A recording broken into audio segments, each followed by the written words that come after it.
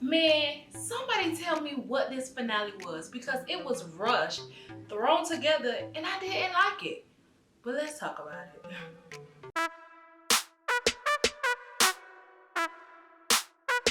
What's up, ladies, gents, kings, queens, and commentators? It's the one and only You Can't Clone Me Queen, baby.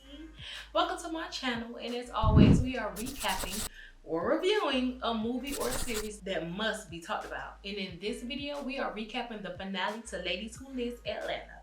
And before we dive into it, y'all please don't hesitate to like, comment, and subscribe to your girl channel. But okay. So let me just start off by saying they made the opening clips of this episode way more dramatic and drama-filled than this season actually was. Yes, there was a lot of drama, but the show wasn't as great as they made the opening cut, if we just being honest. But getting into the episode, Kiana has sold one of her clients' home, and the buyer is a client of one of the brokers under Kiana's brokerage. So baby, this is a big deal because not only is all the money staying in-house, but this is a deal being made by all Black women. So everyone is all in one place. Now I love the fact that they are together celebrating, but please, if I sell a home, I do not want to be in the same place as the buyer. Just make sure them papers get signed and that money come through. I don't care for all of the extra. And speaking of making sure the papers are signed, that is where Tiffany comes in. So she, of course, is the closing attorney, and she came ready, baby, okay?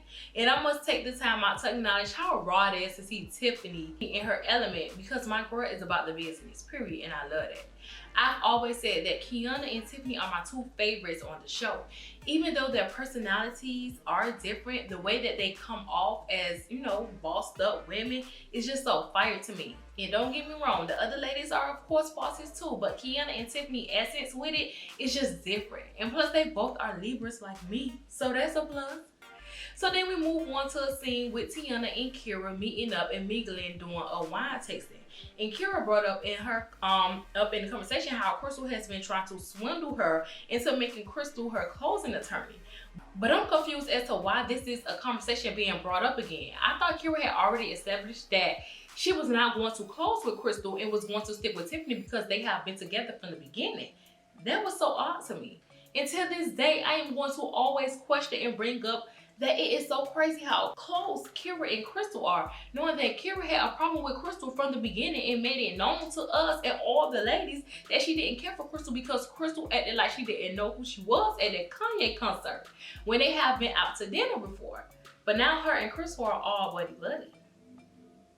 Now don't get me wrong, I don't mind them being friends, but I wish production could have at least showed them talking about that situation and coming to an understanding since it was an issue that was brought up. But it's like we just skipped over it once Kira started disliking Robin more than she did Crystal. But like I was saying, Kira was talking about how Crystal was whining and dining her and it's all enticing. So basically, whatever Crystal has going on and has been doing and saying to Kira is working because she is falling for it since she's contemplating on giving Crystal some of her business. But then she says that she's skeptical because she is not fully sure if all the conversations and time together with Crystal has been coming from a place of working on a friendship or if she's using her just so she can get her business. And it's like, Kira, if you don't know what it is, then baby, the writing is on the wall and in your face. You're just ignoring it because it seems like you want a real friendship with Crystal. And if that's what it is, baby, just say that. Because at this point, that's what it's looking like. Crystal is very meticulous and has brought up how she is a calculated person in everything she does. So all the moves she is making now with Kira is calculated to get her business full and to also piss Tiffany off as an added bonus. So Tiana told her, well, Kira, you are beautiful, you're smart, you go on dates, and you know how it is when a guy's trying to take you to third base. And you know when someone is genuinely trying to get to know you. And it's clear that Crystal was trying to take you to third base. Now, Tiana didn't say it in that way. Those are my words. But I can tell that's what she wanted to say. But she didn't want to put her projections onto Kira so she can decide what she wants to do on her own. So after having that conversation, Kira started telling Tiana how Crystal wanted her to go to a party. And again, I am confused on why Kira is bringing this up, especially after she has already told Crystal she is not going to the poly party with her because, you know, that's not her cup of tea. So why in the world is Kira bringing this up to Tiana? It's just so random. And it's just coming off like Kira wants to be close with Crystal more than she's been letting on, because everything that she's turned down and said no to seems like she is second guessing on now. But then again, it can all be for TV. Even though Kira claims she can't, you know, be fake for TV, child. Sure, Kira. So while she's bringing up this poly party to Tiana, baby, Tiana's like, what? Not knowing nothing about it, just like Robin, child. So in her confessional, the producers must have asked Tiana if she's surprised that Crystal knows these poly people. And Tiana was like, she's never surprised with Crystal. Like, nothing is surprising if it's coming from Crystal. Which I agree with Tiana. Even though we are getting to know these ladies through the TV screen, some things you can't fake or hide, because eventually it will show the type of person you truly are. And we all know that Crystal is the type of person that wants to be friends with everyone and be included and involved in everything, and that's just in her. And it's just the type of person she is. And the fact that she ran into someone or knows someone that is into the polyamorous world is no shocker, because it's so Crystal. And Tiana was basically confirming that. So moving on, we get to see Crystal going to this poly party with Robin. And it just has me thinking again, why did Kira bring it up in conversation with Tiana if she knew she had no intention of going? It was just so random, like she just was talking just to talk. But anyways, it seemed like Robin caved in and went to the party. Well, I wouldn't say she caved in, but Crystal told her in one of the episodes if she was gonna have that sit down with Tiffany, then Robin has to go to the party. And we know last episode, Crystal and Tiffany had their sit down. So this is Robin paying her debt and is attending the poly party. So it's poly party time. Well, maybe I shouldn't say poly party, because this was more like a poly picnic, since they were all outside waiting on baked beans, hot dogs, ribs, and hamburgers. Girl, like, what is this? I know I've never been to a poly party or never even thought about one, but for some reason, hearing them talk about it on the show, I had the expectations of it being a big, you know, in a big house, and everyone just doing their own thing with whoever they want. Basically on some 50 Shades of Grey madness. Hell, it seemed like Robin thought the same thing because of what she was saying in her confessional. But child, that clearly wasn't the case. It was just so funny seeing Robin and Crystal go to this picnic dressed up like they are detectives trying to solve a mystery. I mean, I guess they were in a sense trying to figure out this polyamorous situation, so that was the mystery, I guess. So once they are there, the guy Zane, who invited Crystal, greets them and starts talking to them. Now this is the guy that Crystal used to date, and Robin talked about meeting him before at a dinner party Crystal had. Well, baby, clearly Crystal and Robin are very close, and close enough for Crystal to tell Robin her business, because Robin asked Crystal if Zane was the guy that had the big you know what. But back to the picnic. Robin was being the person we needed her to be in this scenario, because Robin was asking all the questions that needed to be asked, and she was going straight for the gusto with it. So she was asking a guy if, you know, his girl was there, and he was like, nah, she couldn't make it because she was with her husband, and it was basically like their family time. And it was also funny yet awkward, because what the fuck, like, is this real life? Then after all the questions, he took them to the table where all the other poly people were. And it was so funny because Robin was reacting exactly how I would react. So when she got to the table, she started back up asking all the questions again. And let me just say, Crystal needed Robin because Robin was the entertainment. It took over this scene, even though this was an event that Crystal brought up. Yeah, she was so blah in the background. Per Crystal. That's so Crystal. Blah, blah, blah, blah. But anyways, Robin was asking the questions and everyone was breaking things down for her, pointing and talking about who was with who's married to who's the girlfriend, who's the side chick, who's the side dude, and whatever else they had going on. And Robin was like, wait, slow down, because my girl couldn't keep up. But she was definitely intrigued and tuned all in. Girl, I was too, so keep asking them questions, Robin. So in the midst of the conversation, Robin brought up how Crystal is seeing a new guy and wanted to know if Crystal would invite Zane into a poly situation with her and her new guy. And Crystal started looking shocked in the face when Robin brought that up, as if she wanted it to be a secret or something. So I guess she didn't want Zayn to know yet, which is why she was looking embarrassed that Robin said it. But girl, oh well. You and Zayn was not in anything serious, and he got plenty more girls to play around with. He was not as concerned as Crystal wanted us to think he was. So while Crystal was talking to the guy Zayn, Robin is still talking to the poly people, and they are having their deep conversations about their lifestyle, and baby Robin is so fascinated. She's all blushing and smiling all hard as if they are persuading her to try out this new world, and she's so hyped up about doing so. But that's just the type of energy Robin puts out. She always act like she is just a kid in a candy store.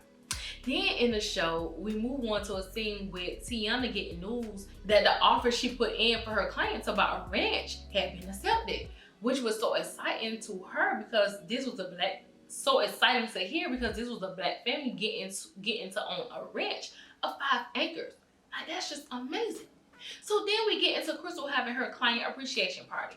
Now, she brought this event up earlier in the show, and I could tell it was just something she was just having just for the show because the people that work with her was like, girl, okay, I guess. And it was clear Crystal was just doing this just to do something, which is fine, because I get it. So along with her clients, she asked her people to reach out to the girls as well so they can come. And I'm like, girl, just say the producers told you to invite them because y'all needed content. So the party is here, and golly, I am tired of Crystal and her parties, child. Party, picnic party, appreciation party, girl, okay. But the party night is here, and only Tiana, Robin, and Kiana are there. And Robin asks, well, where's Kira? Now, what I want to know is, what is on Robin's head? Because I do not like it, not one bit. The wig is horrible on her. But I can say, baby, Robin Boots was sitting nice in that dress, girl, okay? I just had to get it off my chest. But anyways, Tiana told them that she spoke with Kira and she did say she was going to come to the event, but she realized that the place that she got her dress from forgot to take the censor off her dress. So she just didn't want to come after that, as if it was a sign of don't come. And of course, Tiffany didn't show because she already said she is not in the business of being fake and friendly with Crystal. So Crystal may have extended the invitation to Tiffany, but Tiffany kindly, or not, declined and didn't go. So while the girls was talking, Crystal was talking to her mom for a bit until Robin walked up and started screaming in that lady's ear. And she didn't do it on purpose. It was more like she was happy for Crystal and being all jolly like Robin is. And she didn't even know Crystal was talking to her mom until Crystal introduced them because this was the first time they were meeting. And Crystal was like, I can't believe this is the first time you guys are meeting. Mom, this is like my best friend. She gives me a run for my money, but she's a genuine friend. She's a genuine friend. And I'm like, Crystal, who are you trying to convince, your mom or yourself? Because at this point, we know y'all two really aren't best friends how you think in your mind y'all are best friends. So can we just like remove that best friend word from both of y'all vocabulary as far as when it goes to talking about each other? Like, they'll do it for me. Now, end of the night at the appreciation party, Crystal is giving this speech because she's about to give out awards, and I'm just annoyed because this is a masquerade type of party, and Crystal has on this mask, but she has something dingling in her face, and it was just so distracting. Like, girl, take that mask off and talk to these people. My God. But anyways, she was talking about her clients and bigging them up, and finally revealed the award she was giving out was to Kiana and Robin. I'm not sure if she gave out other awards, but I only see 2 of them on the stand, and she gave them to Robin and Q. And I was like, clearly this was off a show. But don't get me wrong, the both of them probably really do deserve them awards because they are great at what they do, especially Kiana, baby. We just know she good. And they should be recognized. But if it was genuine or for the show, we would never know.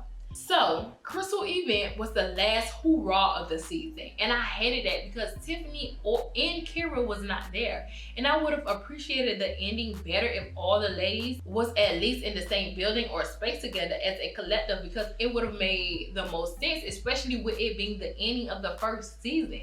I think the ending event should have been thrown by someone who is mutual and not Kiana, because we know she is all partied out. So maybe something Tiana put together would have been good. I must say, for this to be the final episode it was not good. It wasn't good at all, and it felt rushed and thrown together. But for the season overall, I give it like a 3 out of 5 because they have a lot of tweaking to do as far as making this a real estate show.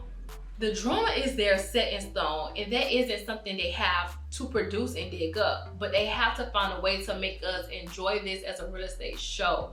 I want to see modern, I want to see old, I want to see stone, I want to see some homes, land, and condos. Give me all of it with more depth and not these, you know, little quick shots they was giving us this season, because that would not cut it in the next season. But with that being said, you already know what it is and how it goes down over here. Like this video and show your girl some love. Comment your thoughts on this final episode of Ladies Who Lives Atlanta. And last but certainly not least, subscribe and join the Queens, baby. Bye.